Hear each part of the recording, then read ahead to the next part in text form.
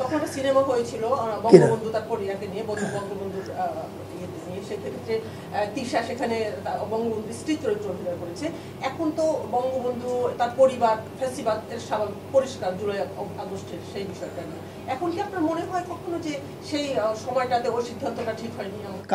আপনার আমার মানে আমি অভিনয় করেছি। পরিবারের আপনি কি মনে করেন যে আমি যেই আমাদের দাম্পত্য জীবনটা হচ্ছে এরকম, প্রত্যেকে তার তার প্রফেশনাল লাইফের ব্যাপারে স্বাধীন। আপনি কি মনে করেন যে আমরা এরকম সমাজে বাস করছি যেখানে আমার স্ত্রী তার প্রফেশনাল সিদ্ধান্ত নেওয়ার আগে আমার অনুমতি নেবে, অথবা আমি আবার প্রফেশনাল সিদ্ধান্ত নেওয়ার আগে আমার স্ত্রীর অনুমতি নেব? I don't think so. This was her profession, she took a decision. উনি তার এটার উত্তর দিতে পারবেন কোন পরিস্থিতিতে কেন তাকে এটা করতে হয়েছে। That was her profession.